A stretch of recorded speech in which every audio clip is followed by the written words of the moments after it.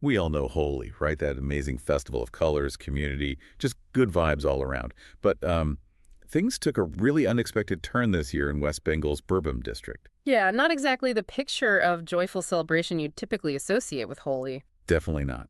We're talking specifically about Saintia Town, where things went from festive to, well, concerning pretty quickly. So what happened was last Friday, during the Holi celebrations, a clash erupted.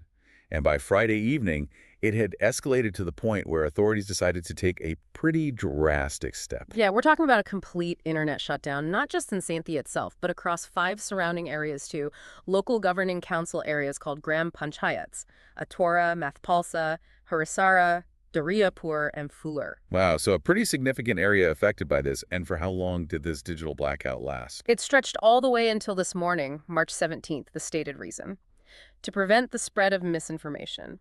It really makes you think about the implications when something relatively local can lead to such widespread restrictions on access to information. For sure. And when we start digging into what actually happened, we run into some conflicting accounts right off the bat. The official police reports, they describe it as a pretty general outbreak of violence between two groups during the Holi festivities. But the BJP, they're painting a different picture. Right. They're saying this wasn't just some random holy clash. Their claim is that this was a targeted attack, specifically against Hindu individuals in Anupur, which is under the Kirnahar police jurisdiction. And who are they saying was behind this attack? They're pointing the finger at supporters of a local governing council member from the Trinamool Congress, the TMC. Okay, so a politically charged accusation right from the start. And what exactly sparked this alleged attack, according to the BJP? They say the flashpoint was a group of Hindu individuals chanting Jai Shri Ram. This allegedly provoked a hostile reaction from the TMC supporters, questioning their right to even use that religious expression. So a sensitive religious dimension layered on top of the political angle.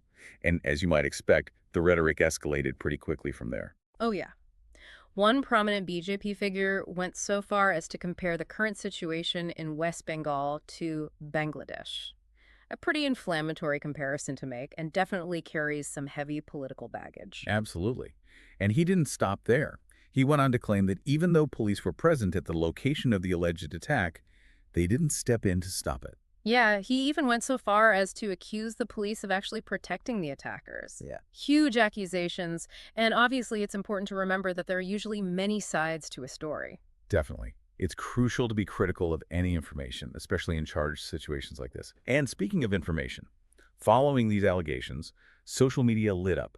There were all these videos popping up with individuals claiming to be victims of this attack, talking about assaults and saying the police did nothing. Right, and this is where things get even trickier. None of these videos or the stories in them have been independently verified.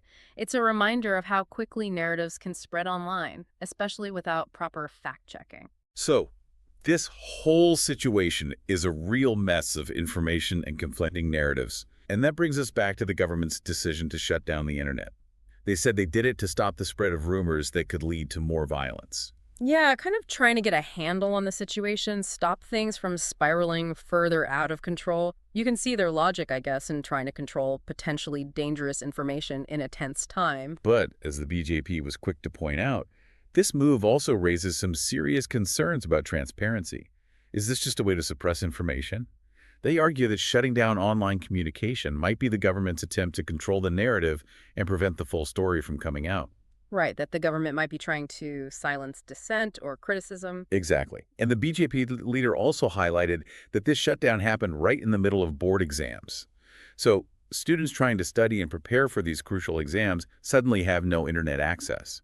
Was this shutdown really necessary to maintain order, or was it an overreach that ended up hurting people who needed that access? It's a tough question. On the one hand, misinformation can be a dangerous thing, and we've seen how it can escalate violence. But on the other hand, shutting down the internet has huge repercussions. It impacts communication, businesses, access to services.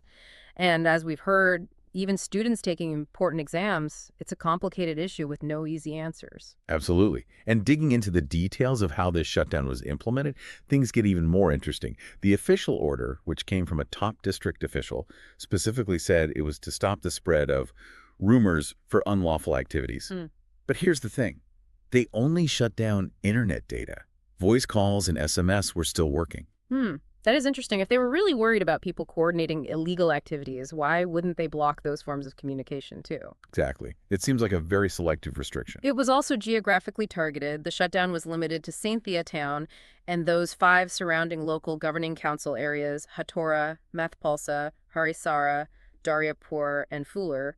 So it definitely affected a lot of people within those specific areas, but it wasn't a region-wide blackout. So we've got this seemingly localized incident with a ton of national implications. We've got religious festivals, clashing political viewpoints, the rapid spread of information, both true and false, on social media, and the government stepping in to try and control the flow of information. It's a lot to unpack. For sure.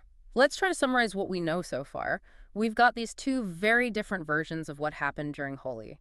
One is a more general clash, the other, a targeted attack on Hindus sparked by a religious chant with accusations of police inaction. The BJP, using the second version, has come out swinging, comparing West Bengal to Bangladesh and calling for the chief minister to resign.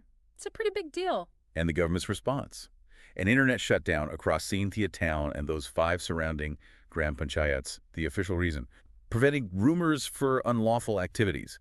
This shutdown, which only blocked internet data, not calls or texts, lasted until this morning. Right. And we can't forget about all the unverified information flying around online, the videos, the personal accounts from alleged victims. We can't stress enough how important it is to be skeptical, to think critically about the information we consume, especially in these emotionally charged situations.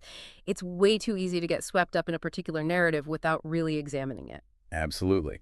This whole situation brings up some big questions. When we look at these conflicting accounts and the government's pretty dramatic decision to shut down the internet, what does it tell us about how social media, politics, and public order are all tangled up in today's world? What could the long-term effects of these internet shutdowns be? Do they really work to stop misinformation, or do they actually make things worse by fueling distrust and speculation? And what about freedom of information? Where does that fit into all this? These are all complicated questions with no easy answers. Right. It's not just about this one incident in West Bengal. It's about bigger trends and challenges that we're all facing in our increasingly digital and politically divided world. And these are things we all need to be thinking about. It really is a lot to consider, and hopefully this deep dive is giving you some things to think about as you navigate the information landscape. Be critical, be discerning, and be engaged. Thanks for joining us. Thanks for having me.